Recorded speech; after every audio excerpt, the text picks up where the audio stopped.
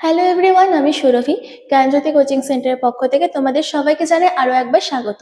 আজকে আমরা আলোচনা করব North Bengal university first semester geography major 1-এ একটি গুরুত্বপূর্ণ বিষয় নিয়ে। দেখো বিষয়টি কি আছে, রূপান্তরিত শিলা কাকে বলে বা হোয়াট ইজ মেটামরফিক রক, অর্থাৎ যে রূপান্তরিত শিলা এর সংজ্ঞা নিয়ে কিন্তু আজকে আমাদের আলোচনা।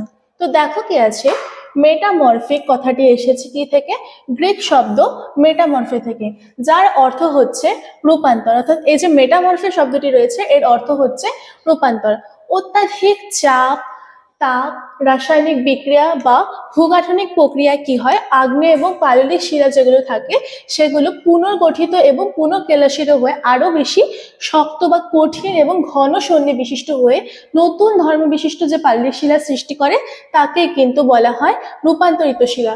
তাহলে কিসের ওপর ভিত্তি করে? অত্যাধিক চাপ, তাপ, রাসায়নিক বিক্রিয়া, তারপরে ভূগাঠনিক প্রক্রিয়া ইত্যাদির ওপর ভিত্তি করে কি হয়, আগ্নেয় শিলা এবং পাললিক শিলাগুলি পুনর্গঠিত বা পুনর্গঠন হয়ে এবং পুনর্কেলাস ভবন হয়ে কি হয়, আরো বেশি কঠিন এবং ঘন সন্ধি বিশিষ্ট হয়ে যে পাললিক শিলা সৃষ্টি করে তাকে কিন্তু রূপান্তরিত শিলা বলা হয়ে থাকে।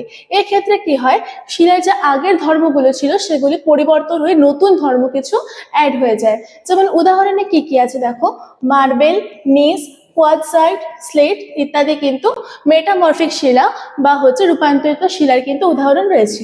শিলার এরূপ রূপান্তর প্রাকৃতিক বা রাসায়নিক উভয়ভাবেই বা যে কোনো একভাবে কিন্তু ঘটতে পারে। তো আজকে আমরা আলোচনা করলাম যে রূপান্তরিত শিলা কাকে বলে। আশা করি সবাই বুঝতে পেরেছো।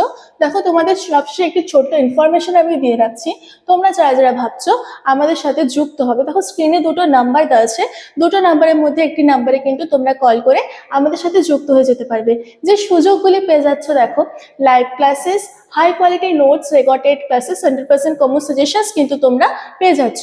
যারা মেজর স্টুডেন্টস রয়েছে তাদের জন্য কোর্স ফি রাখা হয়েছে মাত্র 1199 করে, এবং যারা মাইনর স্টুডেন্টস রয়েছে তাদের জন্য কোর্স ফি রাখা হয়েছে দেখো 699 করে। আশা করছি সবাই বুঝতে পেরেছো। আজকে ক্লাস এটুকুই ছিল, দেখা হচ্ছে পরের ক্লাসে। Thank you.